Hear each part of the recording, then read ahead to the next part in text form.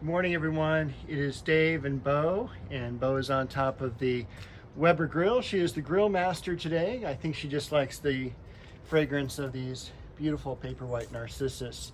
So we're going to go ahead and go this way. I still have lavenders to cut back and to move, and then I want to put some bricks in along here and do some yarrow and other sun-tolerant plants because this is a very hot spot in the summer.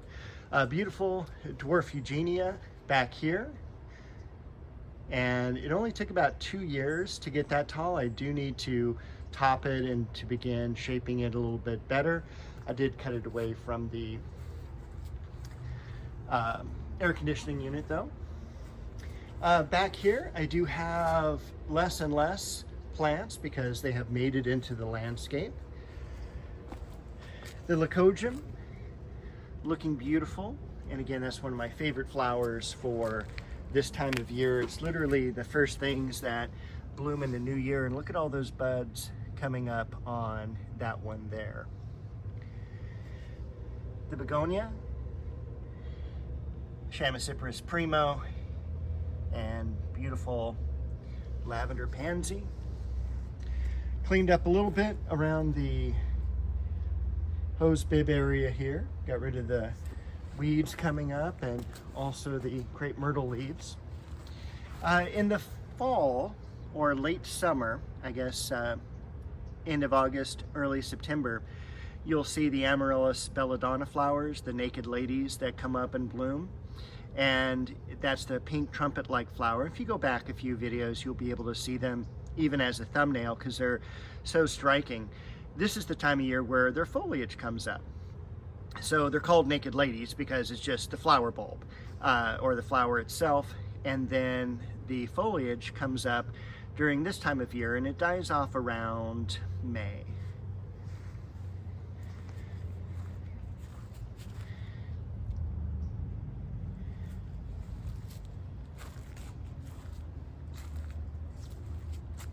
And everything in the garden is looking really good. We haven't really had a frost or anything like that. We have had some colder nights down into the low 40s. I think 42 is as low as we've gotten this year. Beautiful Dahlia. I did prune this rose, and in fact I will put in the rose pruning part of it at the very end with my tip of the week.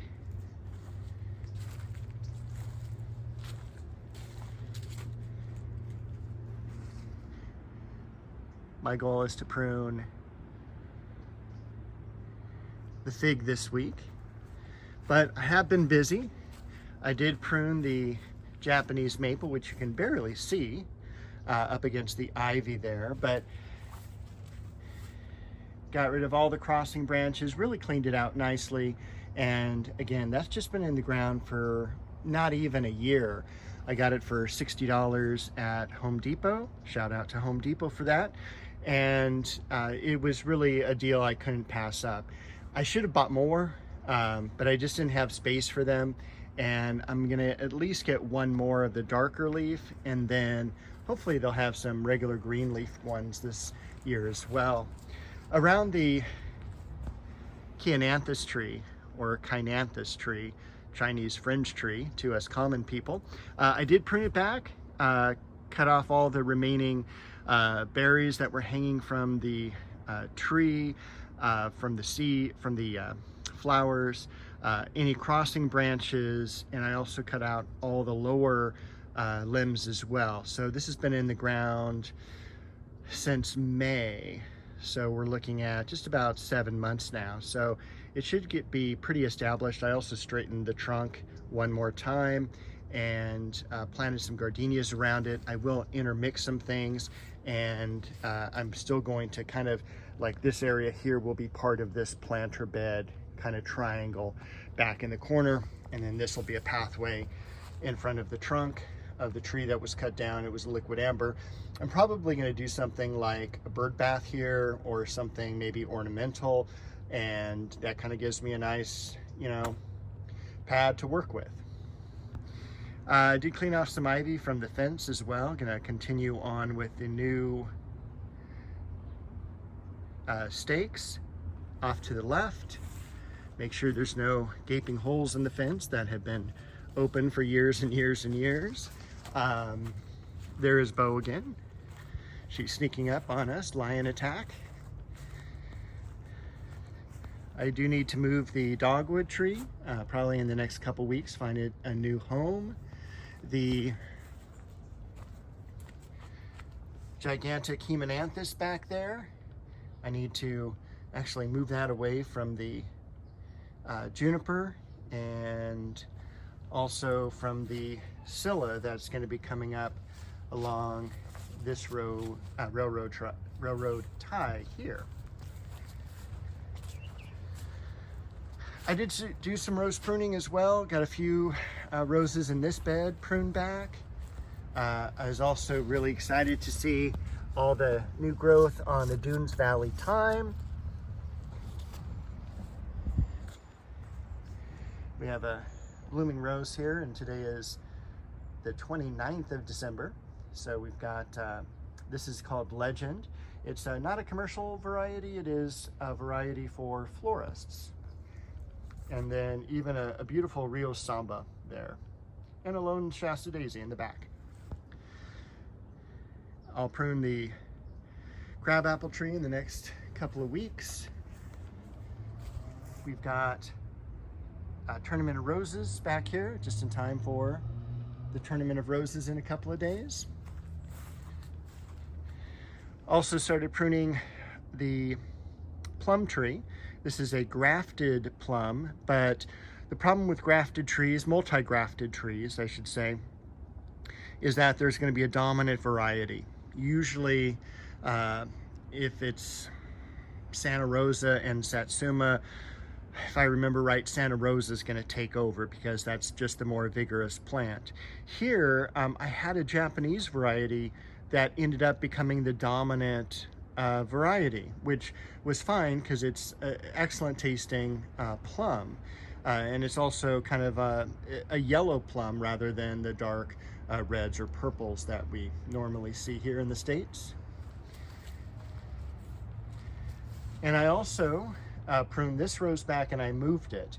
If you watched last week's video, it was right up against the bricks. And last year when I did the bricks, you know, I wanted this really nice flowing line, and this rose was just like too close to the bricks. And during the year it would come out onto the grass and it would make it difficult to mow and everything like that. So I did cut it back pretty severely and transplanted it closer to the duet rose back here. And also doing that, I had to take out some of the irises. So I'm going to put some more irises back into this corner, and hopefully that's not too close to the duet. I'll have to keep that trimmed a little bit better, maybe even take out that really, you know, when you look at this plant here, the branch here off to the left is kind of old, and it's not going to be as vigorous as the younger branches are. So I may end up cutting that out. I'm not quite sure yet. Luckily with gardening, you can think about it for days and weeks and get to it later. I did plant a geranium back here. This is one of the trailing geraniums that is really cool. It'll give you, I believe this one's pink flowers that are fairly small, but there's a lot of them, and this will kind of trail in this area back here. So I'm really excited about that. I've seen a lot of gardens where this has been utilized. I never liked these when I sold the plants retail. I don't know why. It was just, it's not an ivy, it's not a Martha Washington, it's not a zonal geranium, it's just a ground cover perennial geranium. And really, when you get into the landscape, they're beautiful, but in containers, not so much. You can already see a lot of the new growth coming out on the mirror plants that I cut back just a couple weeks ago, and this corner is looking really nice. And also back here, you can see the new growth on the catmint that I moved. Remember, it was over here where the cedar was, and it was again kind of creeping out into the pathway, but here it'll have a much nicer home, lots of room to spread and flower as well. Over in this bed, again, you can kind of see the false heather that's really coming back and doing nicely. We've also got in between here, I planted recently the elephantine and also the lindaria that is in the back here. Roses, look at this. New growth already. That is how crazy this weather has been. That is pretty protected, so I'm not too concerned about having a late frost. And then look at that Arabian jasmine. Again, it's the end of the year. What's it doing? And the variegated oregano. So this bed has come out really nicely. Got some things planted. There's Bo, who has not followed us very much today. Normally she's popping in and out of the picture, but I did spend a lot of time, in fact an entire day, pruning the Magnolia Solangiana. Now last year I kept saying I was going to prune this, I was going to prune this, I was going to prune this, and it just took me forever to get to it. And then I think I spent maybe 2 weeks, you know, pruning little bits here and there, and I just kind of went around the tree 2-3 different levels and got it all thinned out, got a few of the dead branches out, because unfortunately you will get some dead branches every now and then. Beautiful spacing, a lot more airy, and again, it's just kind of like, you want to prune this to where a bird can fly through, and it definitely can fly through. So with that, what I'm going to do is I'm going to go ahead and pop in the video of me pruning that tree rose to give you a tip of the week. So here's the tree rose I'm going to prune back. The tree rose is Gemini, which is a rose that's very similar in terms of color variation like Double Delight is, meaning that it's bicolor, holds its blooms perfectly, and is really great for cutting. So with the tree rose, there is no difference in terms of pruning this rose compared to a normal bush rose that you would find in the ground. The only thing is that the bud union is about 3 feet up off of the ground. And so this is generally the base of the rose. And what you're going to be doing is looking for outwardly facing buds, which is what this is here. In fact, let me point it out right by my thumb there. That is a bud where the new branch is going to grow. And so we want it to grow outward, very much like a vase shape. And what we're going to do is we're going to cut right above that, 45-degree angle.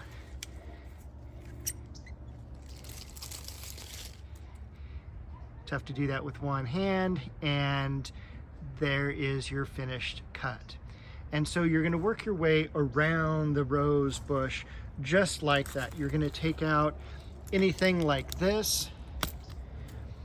You're going to take out any branches that are going toward the inside, such as that branch there. Any crossing branches, any broken branches, and you also want to make sure that you are going to remove any of these leaves and dispose of them. You don't want to leave them on the ground because you will get fungus diseases or even insects that can overwinter. But this is called rust. It's actually identifiable by the leaf looking like this from the top, but when you turn it over, there are these small orange rust pustules there that are going to spread, and they can overwinter. So always make sure to remove all of the diseased leaves, and even leaves that you don't think are diseased. I do not put these on a compost pile or anything like that. Not saying you shouldn't, but I dispose of everything so that the garden has a fresh start for the springtime. So I'll be back in just a minute with this completely pruned. All right, and here we are with the finished rows. Again, when you're looking at pruning, you want to make a very nice vase shape, nothing crossing toward the center, all the buds facing toward the outside. And sometimes people are a little bit too concerned of how low can they cut one of the rose bushes. From the bud union, one of the rules for young plants is put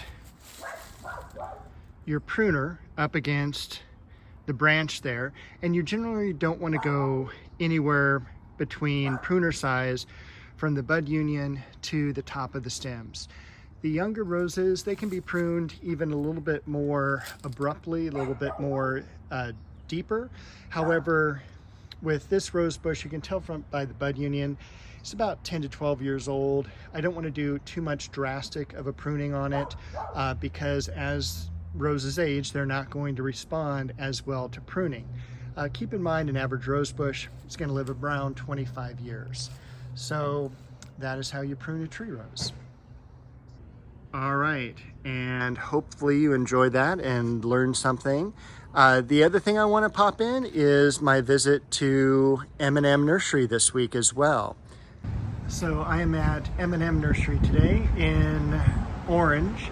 It's just south of Upland Nursery. It's also on Tustin Avenue, which of course is really loud. I mean, it's literally right off of the street. But this place has the best selection of cactus as well as miniature plants and ground covers for small container gardens. So let's take a look at some of them here. Obviously we've got some cactus and succulents off to the right.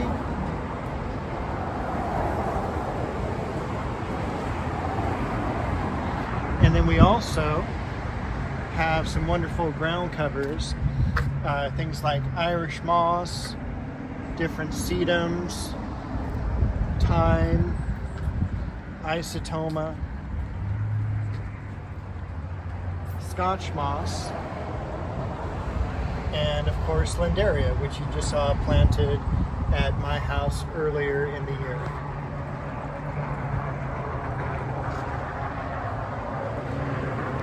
They've also got some great pre-made containers, and they also sell these individual houses and other items. And then here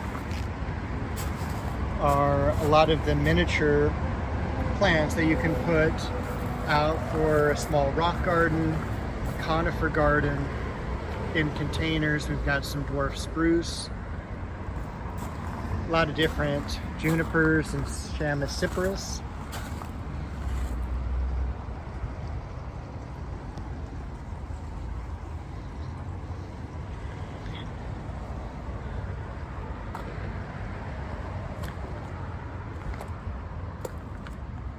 That's the slow mound mugo pine that you saw planted at my house.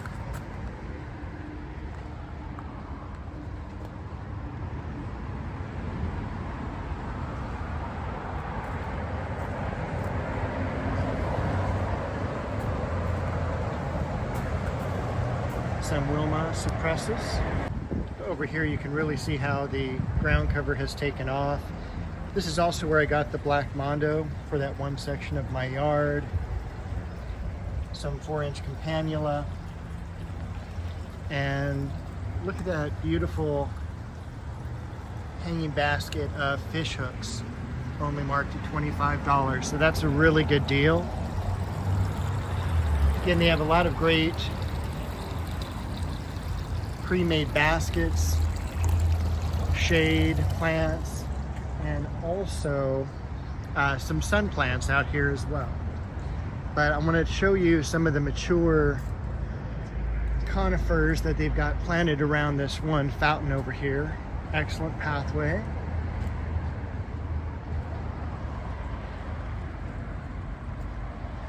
Look at how awesome that is. That is chamaecyparis top point.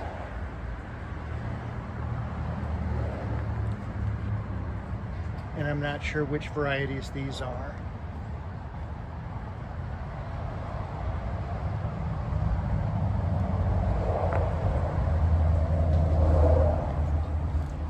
got some variegated bear's breech.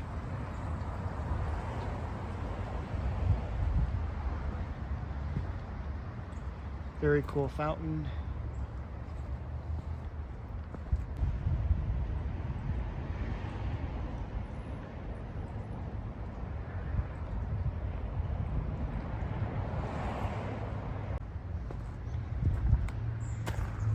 And then they sell a variety of annuals.